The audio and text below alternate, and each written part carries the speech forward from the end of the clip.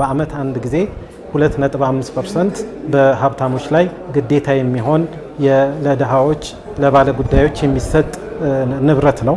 ይህ ለድጋፍ የሚሰጥ ነገር ነው። በእስልምና እምነት ትልቅ ቦታ ከሚሰጣቸው ሃይማኖታዊ ተግባራት መካከል የዘካና አውቃፍ ተግባራት ተጠቃሽ ናቸው።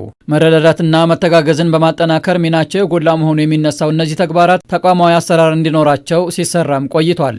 ይህንን ነገር በተቋም ደረጃ አስተባብሮ ለማህበረሰባዊ ድጋፍ ለማድረግና ለውጥ ለማምጣት የሚደረግ አንድ ስራ ነው።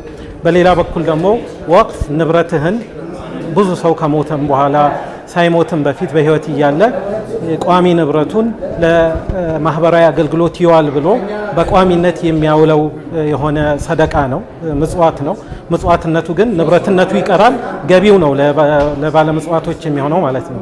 ይህንን በተቋማዊ መልክ ለማድረግና ተበታትኖ ያለውን በግለሰብ ደረጃ ይሰራ የነበረውን ነገር በእስልምና ጉዳዮች ጠቅላይ ምክር ቤት በምሪት እንዲሰራ ለማድረግ የተቋቋመ ኮሚሽን ነው። ይህንን በተናጠልና ባልተደራጀ ሁኔታ ሲተገበር የቆየ ተግባር ታዲያ ወደ አንድ ማዕከል በማምጣት የተደራጀ የዘካና አውቃፍ ተግባር ለማከናወን የሚያግዝ ኮሚሽን ለማቋቋም የተለያዩ ስራዎች ሲከናወኑ ቆይተዋል። ስለዚህ የኢትዮጵያ እስልምና ጉዳይ በራሱ እሱ ስር ባሉ መመስረት ማቋቋም በሚችለው አዋጅ መሰረት የኢትዮጵያ ዘካት የኢትዮጵያ አውቃፍ በኮሚሽን ደረጃ ማንዴት ስላለው አቋቁሟል ማለት ነው። የምስረታ ሂደቱ ይሄን ይመስላል። የኢትዮጵያ እስልምና ጉዳዮች ጠቅላይ ምክር ቤት የዘካና አውቃፍ ኮሚሽን ይፋዊ የስራ ማስጀመሪያ መርሃ ግብር ተካሂዷል። ዘካና የአውቃፍ ተግባራትን በተቋማዊ አሰራር ለማሰባሰብና ተደራሽ የማድረግ ስራዎችን የሚያከናውንም ይሆናል።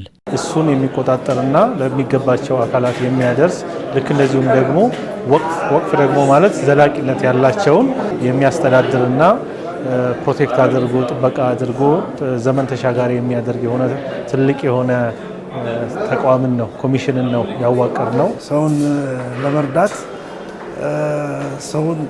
ሰው ለመሽተት የተደረገ ነገር ስለሆነ